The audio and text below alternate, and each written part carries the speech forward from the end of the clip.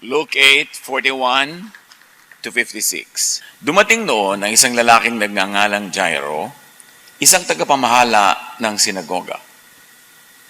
Nagpatira pa ito at nakiusap kay Jesus na sumama sa kanyang bahay sapagkat ang kaisa-isa niyang anak na babae na maglalabindalawang taong gulang na ay naghihingalo. Habang naglalakad si Jesus papunta sa bahay ni Jairo, siniksik siya ng mga tao.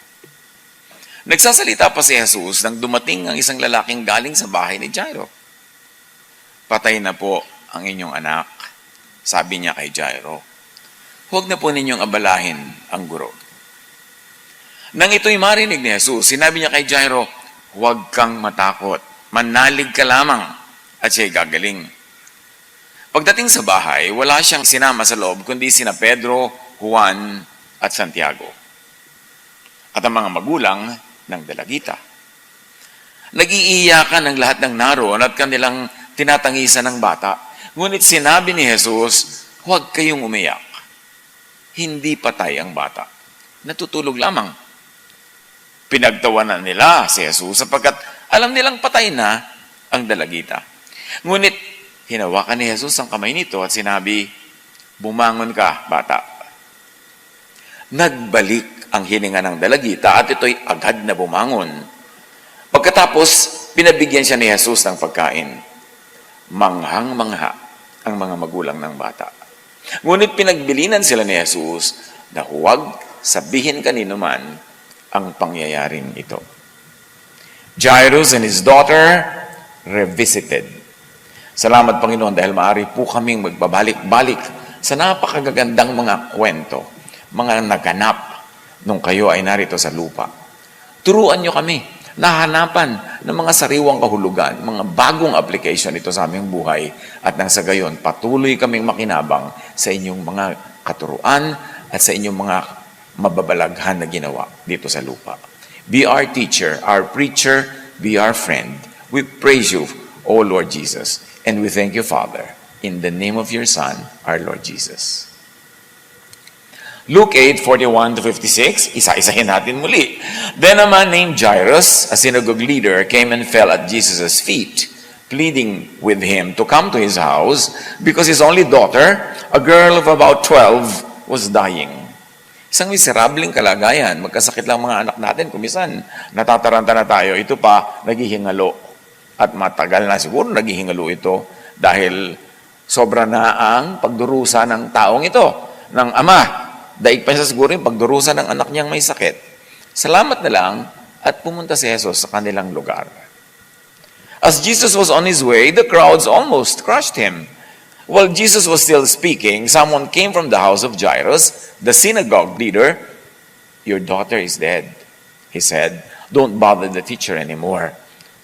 Hearing this, Jesus said to Jairus, "Don't be afraid, just believe, and she will be healed."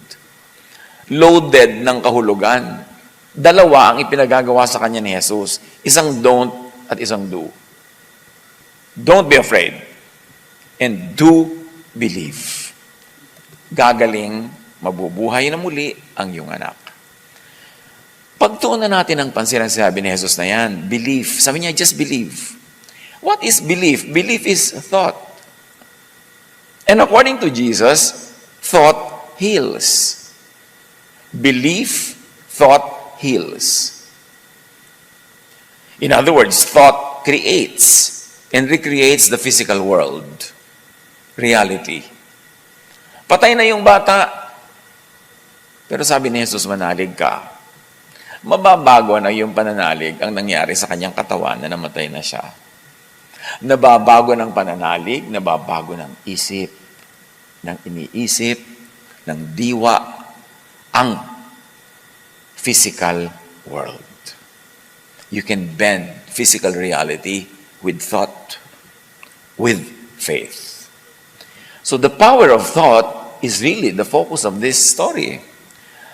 But the power of thought is gravely underdeveloped, underused, even among the very religious.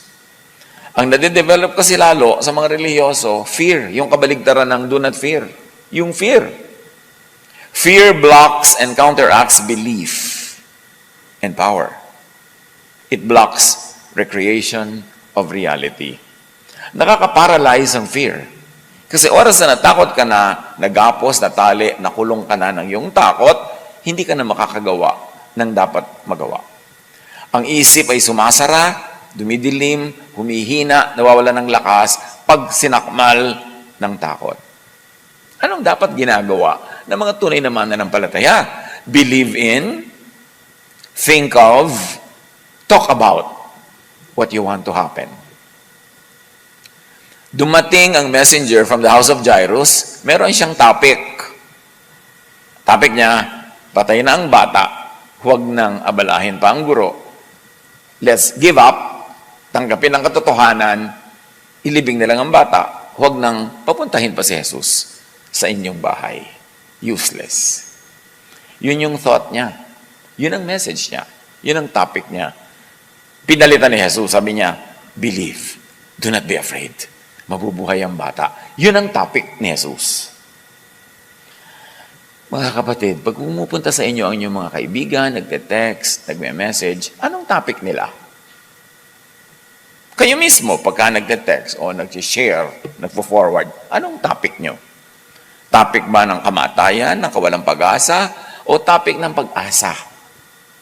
Topic ng kagalingan. Kasi, kung ano ang iniisip, yun ang magaganap. Depende, siyempre, kung malakas kayo mag-isip. Marami mga tao ang lakas mag-isip sa nega.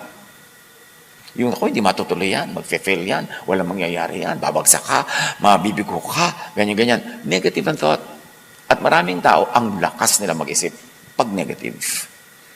Kaya natatambakan ng kutakot-takot na negative ang buhay nila. Sa pag-unawa, sa napakarami mga himala ni Jesus at katuruan ni Jesus, once again, we shall attempt to touch on some quantum physics principles. Just a little bit. So we can triangulate our understanding of truth. Madagdagan ng one more leg, ang paa ng mesa na gusto nating magamit at tungtungan sa pag-unawa ng maraming matataas na bagay. When we mention quantum physics and physics laws, principles, we propose that we take one step further and see the very possible connection between spiritual laws and quantum physics. Sa tagal-tagal na po ng inyong lingkod na nagsasaliksik, nag-aaral, nagtatangkang umunawa ng Scripture, ang laki-laking tulong na tingnan ang mga itinuturo sa Scripture, lalo ni Jesus, from the lenses of science. Why? Because God is the author of natural law and science is just all about natural law. Kaya mahalagang maintindihan din yan. Huwag tayong matakot pag ganyan na yung mga topic. Yung iba na nosebleed na, inilalabas na yung mga panyo dahil, quantum physics, kakatakot. Pero hindi rin naman naiintindihan sa ibang angle yung mga katuruan. So, let's attempt. But we will not belabor to explain every time we mention quantum physics. Those interested may pursue this approach to understand and apply biblical teachings in new ways. Ngayon, yung ayaw, edi wag. Pero wag mangontra. Kasi again, kabaligtaran na naman yan ng pananalig. Anong itinuturo lagi sa atin ng Scripture, lalo ni Jesus? Ask and hope. Insist even. At ito naman sa quantum physics, tinatawag na observe, tunnel for what you want to happen. Natatandaan natin yung kwento ng Panginoon tungkol sa babaeng balo na may kaso siya at siguradong matatalo siya sa court dahil nabili na nung kalaban niyang mayaman at makapangyarihan yung desisyon ng hukom. Pero hindi siya tumigil ng kakakatok, kapupunta sa bahay ng hukom na ito, lagi niyang inilalapit ang kanyang kaso na kahit napaka-imposible sa tingin ng lahat. Pero sabi ng judge, naku, matahimik na lang ang buhay ko, ibibigay ko na ang gusto ng babaeng ito. Yan ang tinatawag na tunneling. Tinatawag yan sa Bible na faith, insistence, steadfastness. Tinatawag naman sa quantum physics yan na observe, tunnel. Isipin mo yung gusto mo mangyari, ipilit mo ng ipilit, and do the natural thing to do, observe natural law also. Tulad ng babaeng yun, hindi lang siya nagdasal sa bahay niya. Pinupuntahan niya talaga yung judge, kinukulit niya. So pinaglakip yung kanyang pananalig, yung kanyang pagpipilit, at yung kanyang natural and normal actions to be taken kung meron ka talagang gusto maganap. That's the equivalent of quantum tunneling. At alam natin na nangyayari yung gusto niya maganap. Ibinigay sa kanya. Ang daming teaching ni Jesus sa ganyan, yung huwag kang tumigil ng kakakatok. Tulad yung, ako may kaibigan na umating-ating kami walang maipakain. Pumunta ka sa kapitbahay mo para humingi ka ng maipapakain sa bisita mo. At kahit natutulog na yan, sasabihin pa niyang nakapaligid na yung mga anak ko sa higaan, tabi-tabi na kami, tulog na kami. Huwag ka na, bukas ka na bumalik. Huwag kang tumigil ng kakakatok. Babangon din yan, ibibigyan niya sa iyo yung kailangan mong tinapay. Quantum tunneling yun. Iba lang ang tawag. A phenomenon wherein a particle can penetrate a barrier that it should not be able to go through. Quantum tunneling yun. Anything that can happen will happen given enough chances. Yan ang sinasabi ng quantum physics, which of course, even the scriptures say, in just another way, another terminology, the impossible becomes possible. At sabi nga ng Anghel kay Maria, with God, nothing is impossible. Quantum mo yan. I-tunneling mo yan. At maghaganap yan. In other words, give yourself, give your aspirations many chances. Pastor, 2 beses na po ako nag-fail sa bar. 3 mo iha. Talaga po?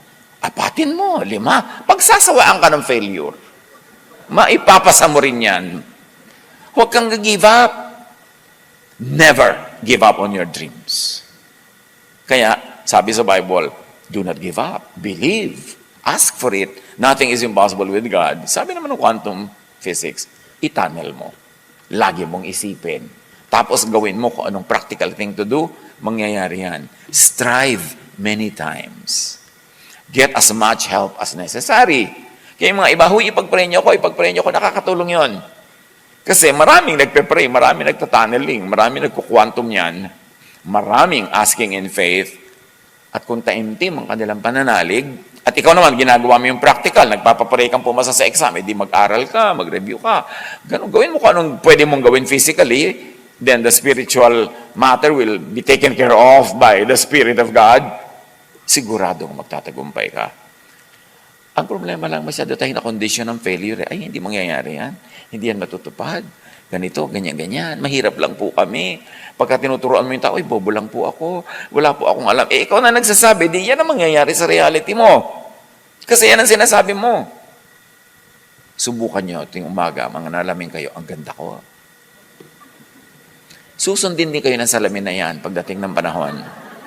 Hindi siya pwedeng manalo sa pananalig. Pero siyempre, gagawin nyo rin yung practical para matupad yung hinihiling ninyo. So, meron kayong gusto, maraming hadlang, do everything. Sabi naman ni Jesus, knock and the door will be open to you. It's the same thing. Huminto muna tayo ngayon ng kaiisip, mga kapatid. Isa lang ang tanong ko sa inyo. Meron ba kayong napakahalagang pangarap na give up nyo na? Pick it up today. Tuloy nyo yan. Nothing is impossible with God. And nothing is impossible for those who believe. Paniwalaan ninyo yung mga gusto nyo maganap sa buhay nyo. Basta mabuti, ha? Yung hindi masama sa kapwa, yung mabuti sa inyo. Kasi nga dapat nakasunod din yan sa kalooban ng Diyos. Hindi nakakontra. Pag pinaglakip-lakip mo yung kalooban ng Diyos, yung gusto mo, tapos yung natural law, ginagawa mo kung ano yung dapat, and then you focus on it, you pray for it, you think of it, you talk about it, you tunnel, you quantum it, imposibleng hindi yan maganap. Don't give up on your dreams, especially those that you really like to happen in your life. Yun ang ibig sabihin ng meron tayong pananalig sa Diyos. Katulad ng nandito sa ating illustration about this mini bundok. Sa normal life, kung meron kang napakalaking bola, kailangan mong iakyat doon sa bundok, hindi mo maiakyat-akyat, ang hirap-hirap. Ang tunneling, itong ginawa nung nasa baba, binangga niya ng binangga yung bundok, at sabi ng quantum physics, sa kauulit mo niyan, lulusot ang iyong bola, makakarating sa kabilang dulo. Yun din yung sinasabi, by faith, it will happen. Nothing is impossible. Agree ang scripture at saka yung science.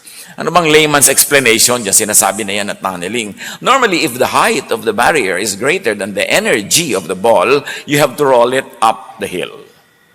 But in quantum physics, there is a phenomenon where the ball will just simply pass through the barrier. At yan yung inuulit-ulit nating kwento sa Luke 18:1-8. The persistent widow. The impossible became possible because with God, nothing is impossible. All possibilities spread out in all directions, including a direction that is beyond the barrier. Since there is a possibility that it can appear beyond the barrier, it will eventually. Sa pagsisikap mo, sa hindi mo pagsuko, sa pagpapatuloy mo, magkaganap yan. Paniwalaan mo. Ang pinakamalaking sagabal na matupad ang ating mga ginugusto at hinihiling, yung hindi tayo naniniwala sa sarili nating iniibig na mangyari. Tayo na mismo ang pumipigil sa ating sarili. Tulad ng gusto mong kumain sa isang restaurant, nasa labas ka pala, diba? Baka mahal, wag na lang dyan. Ikaw na mismo ang pumigil sa sarili mo. Baka hindi ako pwede dyan. Ang daming ganon. Yung pag may nakitang magandang lugar, baka hindi ako pwede dyan. Bakit hindi mo subukan? At pag ayaw pa rin nila, ayaw ka pa nilang tanggapin, magtrabaho ka doon, mag-empleyado ka, di nakapasok ka rin. Maraming paraan. But do not think of and do not glorify what you do not want. Tandaan nyo yan. We were created in God's image. And one of the meanings of that is that our thought has power. Our words have power. Sabi nga ng Panginoon, let there be light. O, nagkaroon ng light. Sinabi lang niya, nilikha tayo sa image ng God. Tapos sinasabi mo sa sarili mo, hindi naman siguro ako magtatagumpay. Mabibigo siguro ako. Siguro ganito, ganyan. E di yun nga ang matutupad kasi may kapangyarihan ang yung salita. So sabihin mo lang yung gusto mo mangyari. Yung ayaw mo mangyari, huwag mong sabihin. Huwag niyong pag-usapan. Ang daming mga tao, pag nagtitipon-tipon, ang pinag-uusapan nila lagi, yung mga tao nakakainis. So nag-glorify yung mga deeds ng nakakainis. Yun ang nagiging reality mo. Naiinis ka tuloy. Huwag niyong pag-uusapan yung mga nakakainis. Kasi inilulublob niyo ang sarili sa mga bagay na negative. Ang pag-usapan yung mga, di ba sabi sa scripture, whatever is worth thinking of, whatever is noble, whatever is beautiful, whatever is holy, think about such things. Piliin kung anong pinapapasok sa utak at pinapalabas sa bibig at ginagawang topic sa mga discussions. Yan man ay electronic discussion or in-person discussion. Sa Matthew 8:13, then Jesus said to the Roman officer, go back home because you believed it has happened. And the young servant was healed that same hour. May lumapit kay Jesus. May sakit ang kanyang katulong. Inilapit niya. Sabi ni Jesus, umuwi ka na. Naniwala ka eh. Matutupad yung pinaniwalaan mo. At gumaling nga yung servant. Meron naman mga dadalaw sa iyo kuminsan sa ospital. Pagtingin sa iyo, kawawa ka naman. Yung kilala ko, ganyan 3 araw lang namatay na. Lumayas ka dito. Magdadalaw ka, ang daladala mo, bad words. Kahit sa expression ng iyong muka, kahit nakita niyong saksakan ng payat, saksakan ng ganito, huwag naman kayo magpahalata. Dapat ang daladala niyo, positive spirit. Hindi yung negative. Bantayan natin. Kasi even our facial expression are words in the spiritual realm. Matthew 21:22, you can pray for anything. And if you have faith, you will receive it. Mark 5:34, and he said to her, daughter, your faith has made you well. Go in peace. Your suffering is over. Hindi sinabi ni Jesus na, daughter, I made you well. Namnamin nyo yan. Sabi niya, your faith has made you well. Kaya dapat dinedevelop natin ating faith at dinidisiplina na ang tinutumbok lagi niyan yung mabuti, yung maganda, yung kaibig-ibig. Mark 9:23, sabi kay Jesus, Lord, if you can, pwede nyo kaming pagalingin. What do you mean if I can? Jesus said, anything is possible if a person believes. Siyempre, add obedience to natural law. Pag naniniwala ka, susuportahan mo yan ng practical actions. Naniniwala kang gagaling ka, kainin mo yung mga pagkain na nakakapagpagaling, gawin mo yung lifestyle na nakakapagpalakas ng katawan, sasamahan mo siyempre ng practical action. But your faith, your thought, and your relevant work create and recreate your reality. May mga tao, lumalaki sila sa isang pamilyang saksakan ng dukha. Talagang napakahirap, miserable. Ano ba, 5, 6, 7 sila magkakapatid. Pero may isa doon mag-iisip, ayoko nito. Ayoko ng ganitong buhay. Hindi ko to tinatanggap. Parang si Scarlett O'Hara, sabi niya, I shall never go hungry again habang hawak niya yung patatas. May gagawin ka sa buhay mo. Kaya may mga tao, kahit galing sila sa pagkadukha-dukhang angkan, umaangat, naiiba ang buhay. Bakit? Kasi hindi nila tinanggap sa isip nila na dapat ganun na lang sila forever. Meron naman kakausapin mo, sabi, ay, ganyan talaga yan. Wala tayong magagawa. Asahan mo na may mangyayari sa buhay niya. Sa salita pala niya, wala tayong magagawa. Ganyan lang talaga yan. Nasa salita mo yan. Nasa pananalig mo yan. Claim your destiny. Talk about it and work for it. James 5:15, such a prayer offered in faith will heal the sick. Underdeveloped masyado sa buhay natin yung faith department. Yung tunay na pananalig to the point na kiniklaim mo talaga. Ngayon, sa quantum physics, ang tawag dyan sa iniisip mo siya, pero iniisip mo in a positive way, gusto mo siyang baguhin, observation. Measurement, prediction, and expectation. Sabi ng quantum physics, you have to extract information from the system to change it. Kailangan tuunan mo ng pansin, baguhin mo sa mababago mo, sa paraan mo, sa isip mo, sa action mo, and it's called observation, which is attention and belief. Observation necessarily changes the thing being observed, being thought of, being believed in. And there is such a thing, another quantum physics I like to put on the table, superposition. All possible outcomes of the system are superimposed on each other. Observation will force the system into one definite outcome. Ano lang ibig sabihin? Lahat ng pwedeng mangyari nandyan sa harap mo. Pipiliin mo kung ano ang gagawin mong katotohanan. Halimbawa, papasok ka ng college, sa mga papasok pa lang, nandyan yung possibility na pwede kang maging dropout. Merong pwede kang maging summa cum laude. Merong pwede kang maging athletic star. Merong pwede kang maging ganito, maging ganon. Lahat yon possible. Pipiliin mo kung ano mangyayari sa buhay mo. Halimbawa, meron dyan, possible na maging dropout ka. Lahat nagyayaya sa'yo magkating klase, sama ka naman. Lahat ng pang-enroll mo, ginastos mo na sa gimmick. Talagang patungo ka sa pagiging dropout. Anong ginagawa mo? Anong pinaniniwalaan mo? Anong iniisip mo? Anong sinasabi mo? At sino ang mga lagi mong kausap? Magkakaroon niya ng bearing sa iyong reality.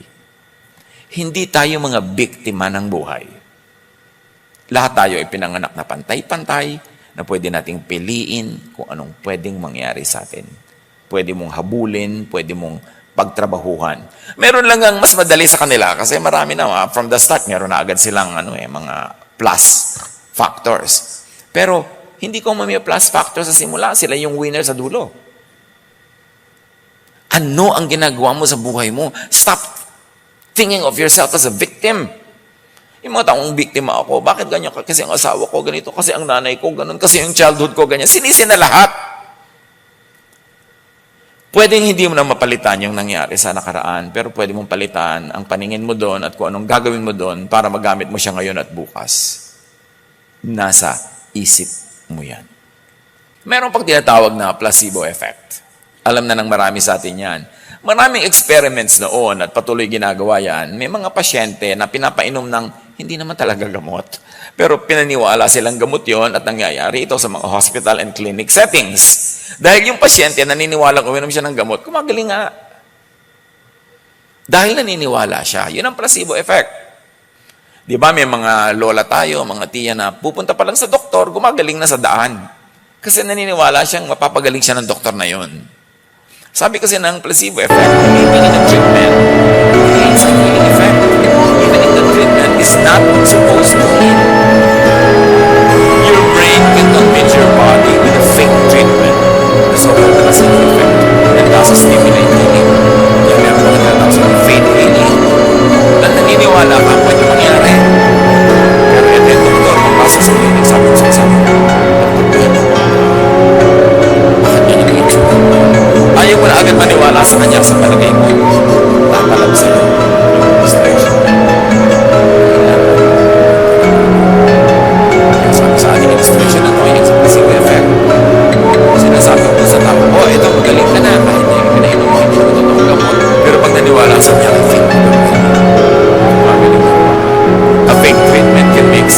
better simply because they expect self-treatment with and by your mind is possible.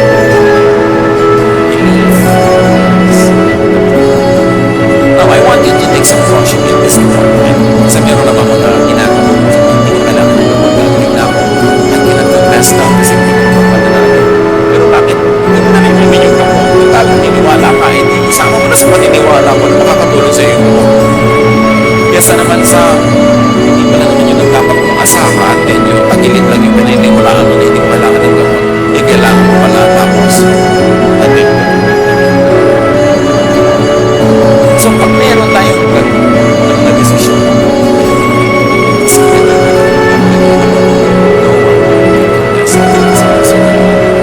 ang suggestion ko lang, total naniniwala ka gagaling ka, hindi naman mo namin ito. Total, hindi naman yan lasa. Professional naman ang ba-advise sa'yo. Meron naman yung efficacy. Kasi kung nag-included in your regimen, para lalo kasi marami din tayo nababalita.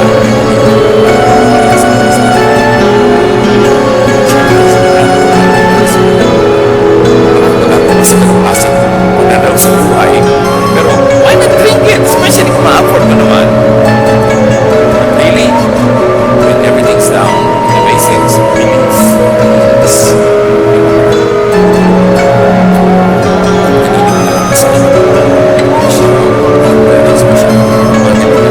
Pero huwag naman pasalag naniniwala ka, binukulang mo siya, binukulang mo. Pero wala naman kayong ginagawa mag-ina para kumaling ka siya.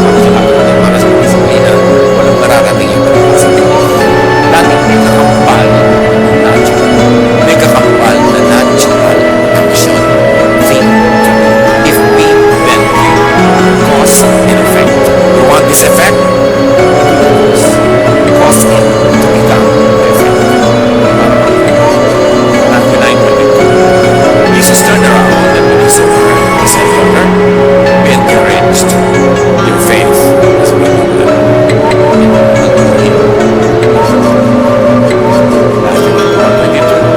You can pray for anything, and if you have faith, you will receive it. Actually, believe these words. Kasi kung paniniwala pa lang na totoo ito, hindi ka na naniniwala, hindi na ito. Kaya napakahalaga yung develop ng faith. Mark 24. What do you mean by that? Jesus said, anything is possible if a person believes. At idinagdag pa sa James 1:6. But when you ask him, be sure that your faith is in God alone. Do not waver, for a person with divided loyalty is as unsettled as a wave of the sea that is blown and tossed by the wind. Kailangan meron din tayong paninindigan. Meron tayo talagang paniniwala at yun ay pinaninindigan natin. Baligtarin mo yan. What you think of and believe in, enough to fear it, could happen, could become your reality.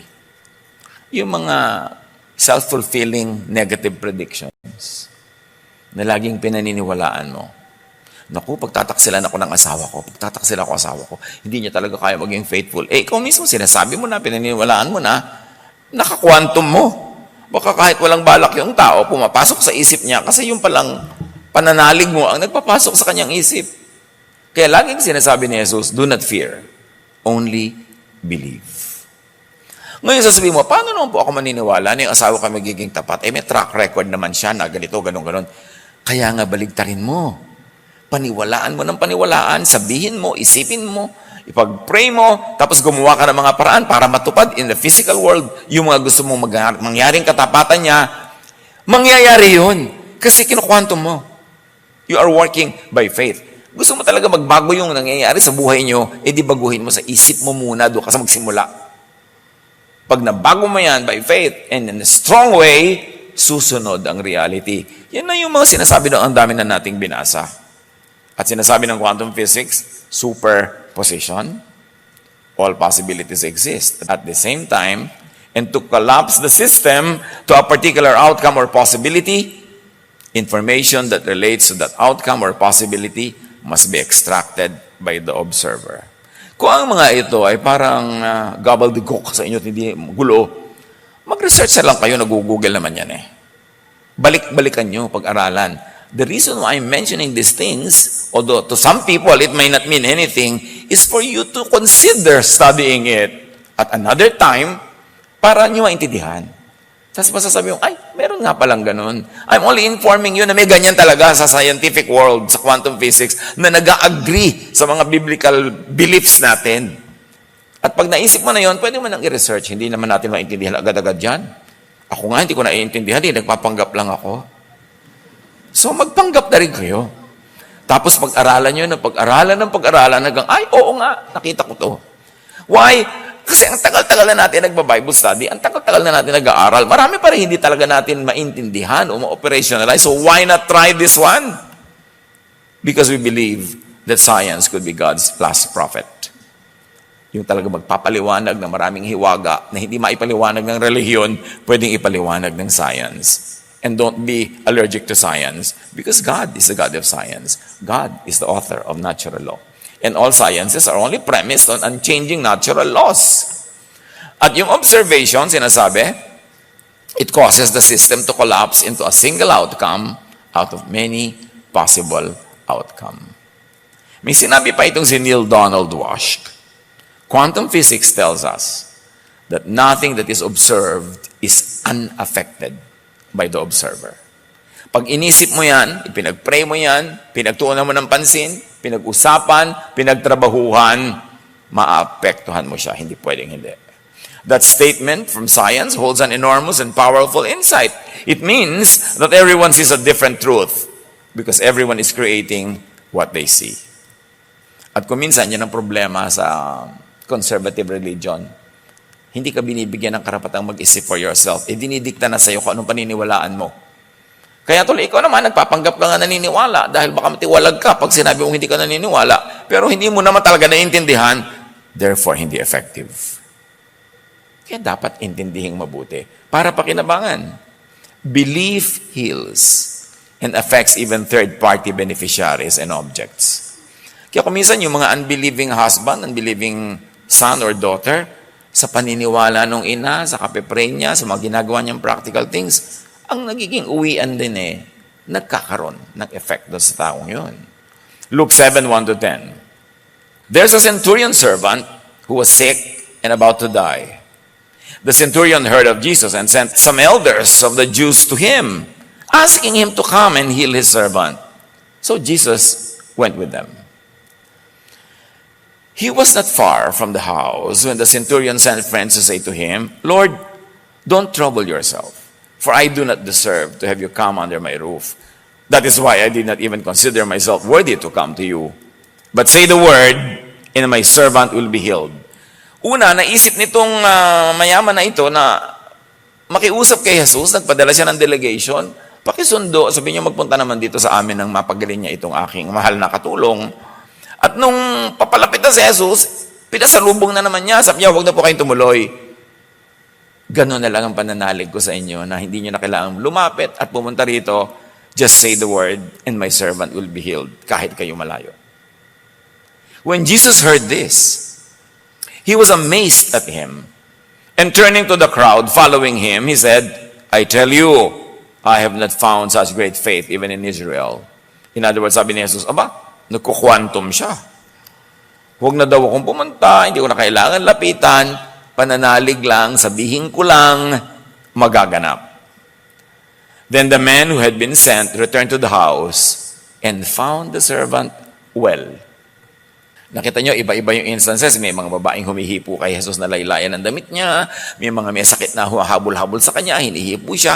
Ito naman, sabi ng isa, kahit hindi na kayo magpunta, sabihin nyo lang, magaganap na. So, kaya long distance, kaya short distance, kaya malapit, kaya hindi malapit, basta may pananalig, effective. Why? Because God fills the universe with His Spirit. Walang malayo. Walang malapit. Ang point lang, nananalig ka ba? And another teaching of quantum physics is quantum entanglement. Many of us will be able to relate with this. When two or more particles link up in a certain way, No matter how far apart they are in space, their states remain linked. Kaya katulad nun, yung master related siya sa servant, tapos related siya kay Jesus by faith. Kahit malayo si Jesus, naging malapit din. Affecting one of the particles instantly affects the other.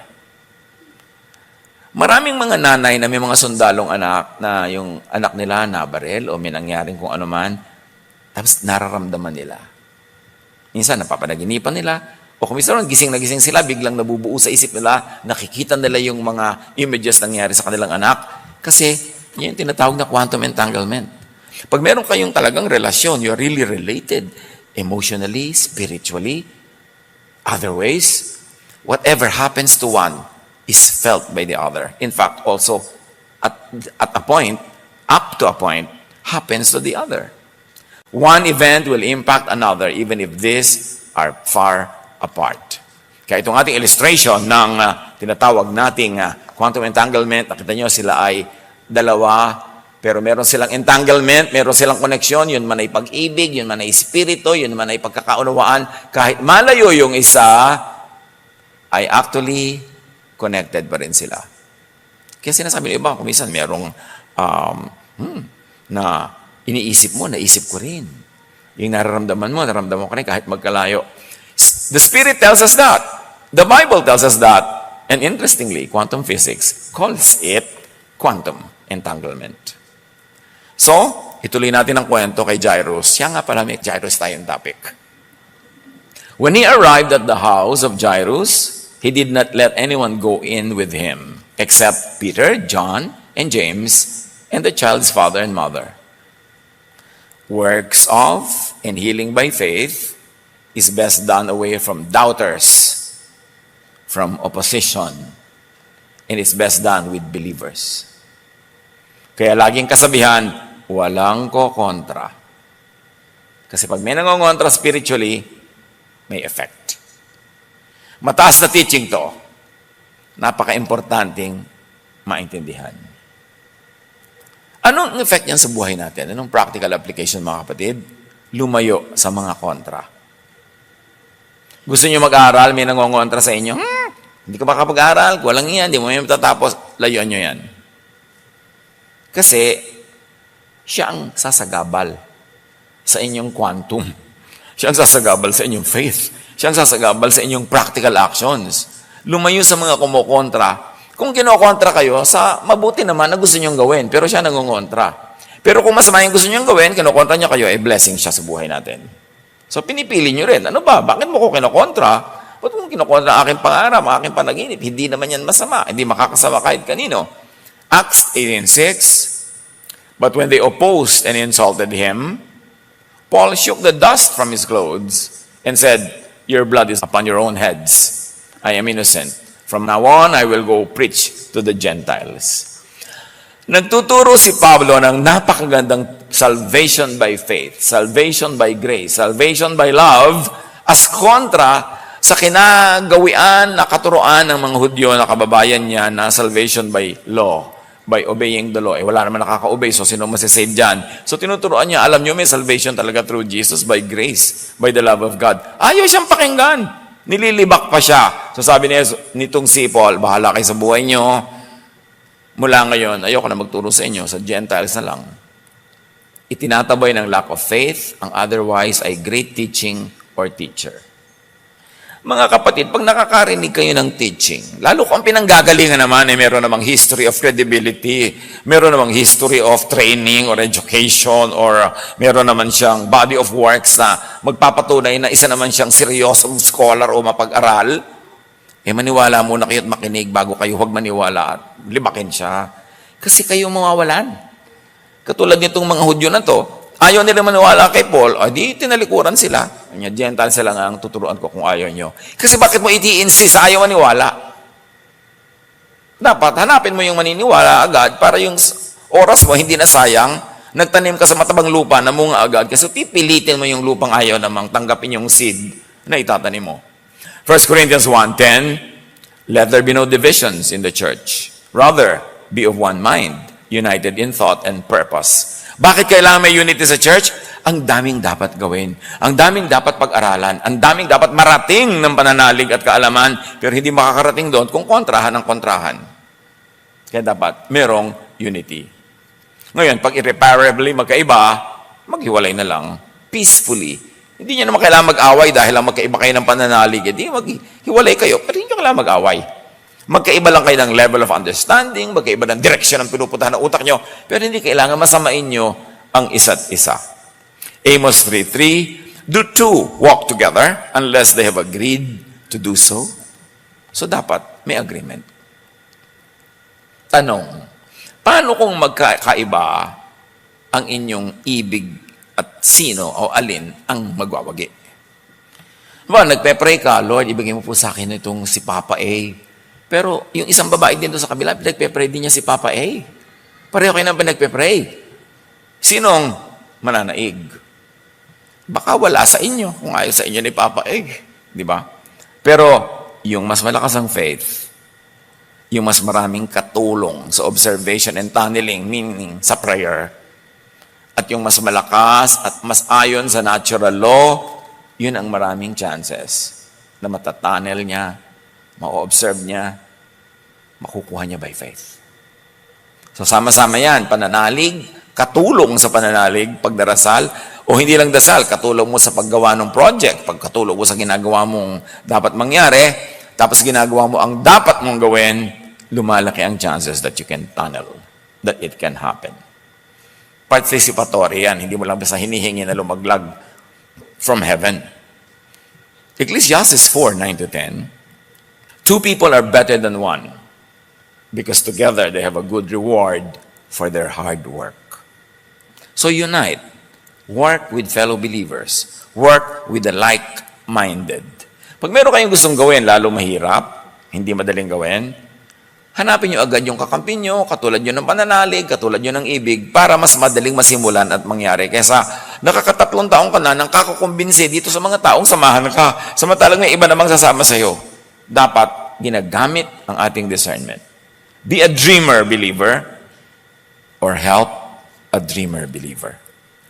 At any given time, mga kapatid, meron tayong gustong mangyari, meron tayong pinapangarap, meron tayong nilulunggati, meron tayong gustong mangyari, or merong kapwa natin na gano'n ang kanyang gusto, tulungan natin siya. Lalo kung hindi naman tayo busy with our own project, dahil hindi naman malinaw sa atin kung ano gusto natin mangyari ngayon, ba't di natin gamitin ang ating energies na tumulong sa iba, na mangyari yung gusto nilang mangyari. Sa quantum physics, sinasabi, the observer effect has parameters that affect the system. The intensity of the observation or the intensity of faith, the predicted or expected result or outcome, kung ano ba talaga ang gusto mong hinihiling, at malinaw sa isip mo kung paano mo gagawin yon, and the number of observers. Kaya nakakatulong din na may kasama ka sa prayer.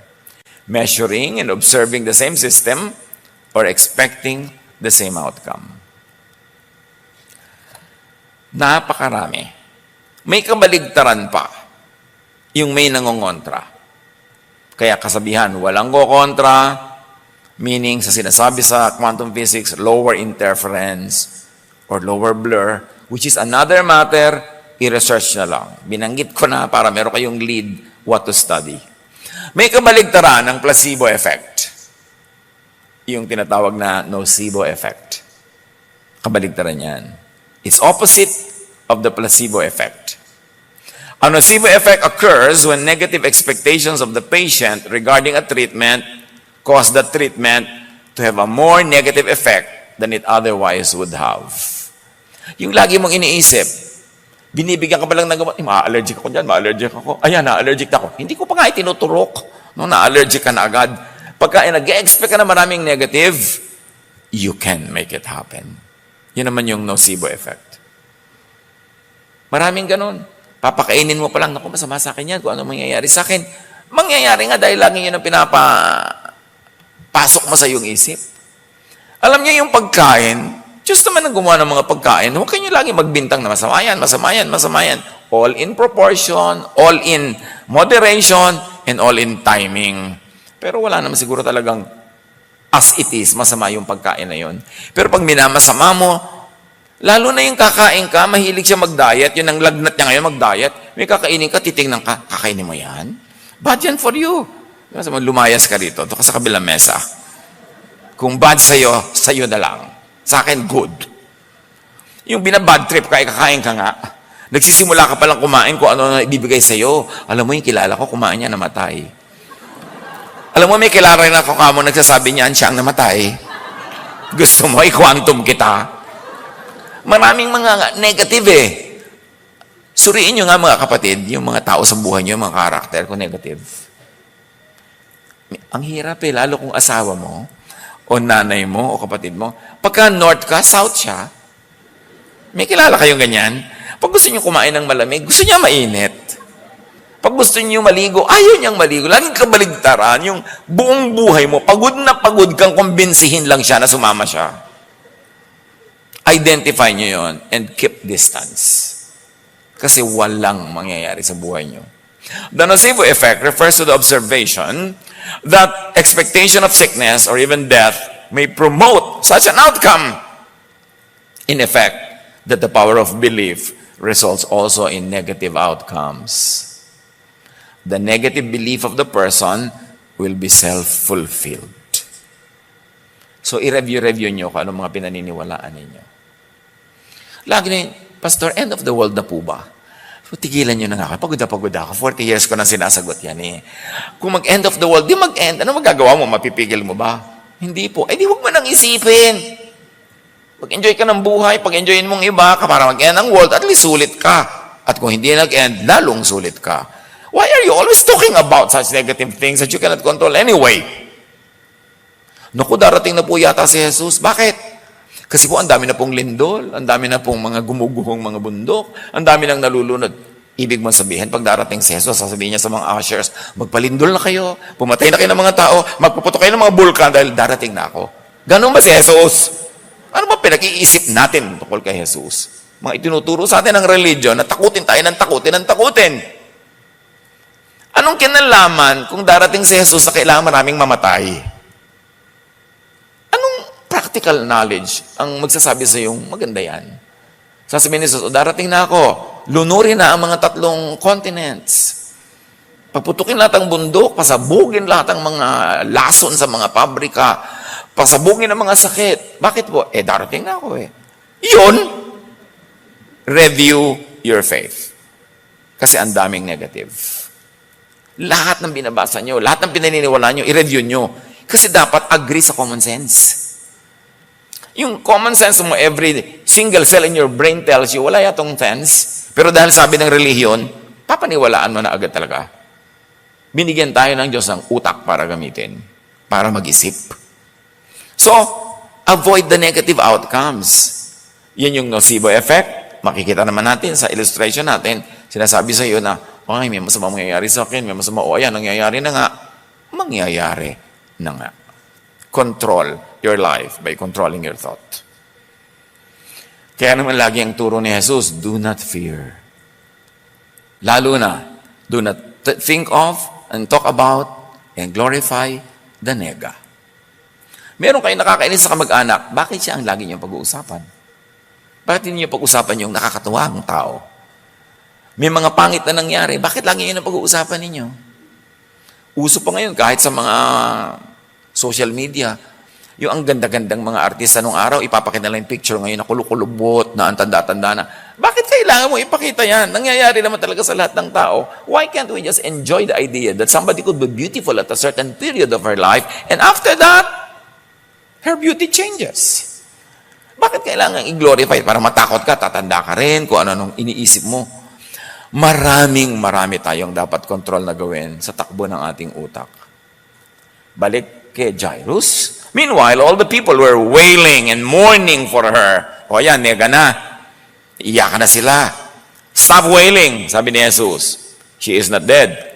She is not nega, but only asleep. Positive. Nakita niyo how Jesus counteracts all negativism. Kaya ako, mga kapatid, kung kayo, pamangkin ko sa Facebook, ayoko ng crying emoticons. Yung ganyan. Pag nakakita ko ng ganyan, sa pamangkin, tigilan mo yan, ibablock kita. Lalo na yung bumabaha ng luha, dalawang mata, ang dami-daming ganon. Bakit mo kailangang lagyan yung page ko ng mga nag-iiyakang emoticon? Ayoko niyan, hindi mo ako na masaya. Kasi yan ang iniisip mo, yan ang mangyayari sa'yo. Kung kayo mahilig maglagay niyan, tingnan niyo buhay niyo, siguro malulungkutin na kayo. Because the emoticons you put there is your prayer. It is your thought. It is your prayer. Kinukwanto mo.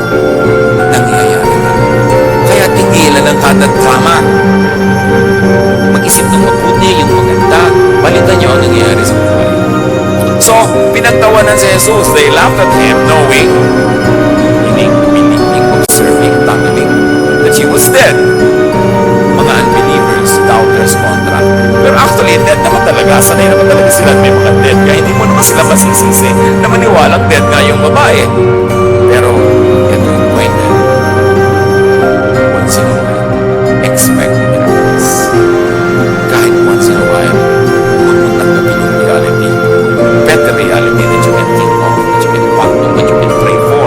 Huwag mong laging tanggapin yung ganito talaga. Kasi huwag mong laging ganun, magbigay ka ng kahit konting buwang sa pag-asa na maiba yan, na yung patay ay mabuhay, yung mahirap ay magkapera, yung hindi masyadong matalino ay maging bright, na ikaw ay maging binibining katulungan. Kung talagang hindi ka naniniwala na pwede ka maging binibining something else, paniwalaan mo naman. Huwag mong i-limit ang sarili mo. Lalo pa ngayon si Jesus na nagkaharap nila. May track record na nga si Jesus, kaya ka pinuntahan ni Jairus. Alam na nila na may nagagawa. Sila naman ayaw pa nilang payagan si Jesus na gawin yung kayang gawin ni Jesus. And even in our lives, maraming pwede sa Jesus. Alam na.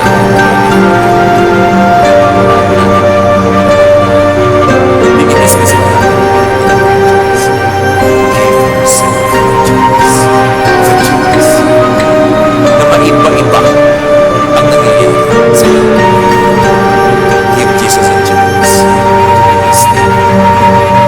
But he took her by the hand and said, my child. So by the power of Jesus' belief, words, and expectation, the Spirit of child. And at once, she's alive. Jesus' touch and words raised the dead girl back to life. And whatever death is that haunts you right now, or haunts your loved one, the touch of Jesus can work. Yan ang ipapasa mo. Nothing is impossible. Jesus touches you. That is a miracle. Never say no to a possible miracle. Never say no because you need it. O dahil ang nadala ka na, tinuruan mo na ang sarili mong tanggapin. The meaning of the peace na nadala ka. Give yourself a chance. Because Jesus is God of impossibilities. Operationalize that. Gusto nyo through the road of religion, of faith, or through the road of science, pareho lang yan. Pwede mangyari. James 5:16, the prayer of a righteous man, or woman, siyempre, the prayer of a righteous person is powerful. At ang righteous dyan is by Jesus-ness, not by Pharisee-ness. Kasi again, pag sinabi mo righteous, prayer of a righteous daw is powerful. Eh, ano ba yung righteousness? Nakatungkol na naman yan sa law, eh, hindi yan ang tinutukoy ni James. Luke 7:14-15. And he walked over to the coffin and touched it. Yung patay kasi nililipin. And the bearer stopped. Young man, Jesus said, I tell you, get up. Then the dead boy said, walang imposible. Don't give up. John 11:43-44. Then Jesus shouted, Lazarus, come out. And the dead man came out, his hands and feet bound in grave clothes, his face wrapped in a headcloth. Jesus told them, unwrap him and let him go. Then Jesus told them to give her something to eat. Back to the daughter of Jairus. Her parents were astonished, but he ordered them to not tell anyone what had happened. Ano ang mga kasaysayan na yan sa buhay natin? Tayo rin kasi yan eh. Tayo si Jairus, tayo yung daughter ni Jairus, tayo yung bleeding woman dyan, tayo lahat dyan. How do you operationalize the power of God in your life? Believe. Do not surround yourself with negative people. Do not fill your heart and mind with negative thoughts. Be changed by the renewing of your mind. Turuan niyo po kami, Ama, na magbago ng pag-iisip kung kulang ang aming pananalig. At kung marami naman, salamat po. Turuan niyo kami mas damihan pa, mas maging makapangyarihan pa ito. Teach us to be discerning para malayo pa lang alam na namin na negative thoughts yung pumapasok at huwag na naming i-entertain. Turuan mo kami, Panginoon, na paalisin sa loob ng aming isip ang mga negative thoughts na pumipigil sa power that you have given us before the foundation of the world. Salamat dahil pwede kaming kumonekta sa power niyo.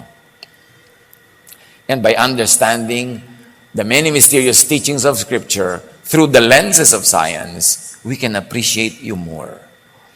Turuan niyo kaming dagdagan ang aming vocabulary. Dagdagan namin ang aming alam, ang kaya naming malaman by opening up ourselves to more knowledge, to new knowledge that only points to you. Kayo naman ang punot dulo ng lahat ng karunungan, lahat ng kapangyarihan. So teach us. Gawin niyo rin po kami, Lord, ng mga instruments para maging positive presence kami sa buhay ng iba, positive influence, and positive help. Magbulay-bulay tayo sumandali. Dinggin ang tinig ng Espiritu para sa napaka-personal na application sa atin ng mga bagay na ito. Be with the Lord in silent reflection.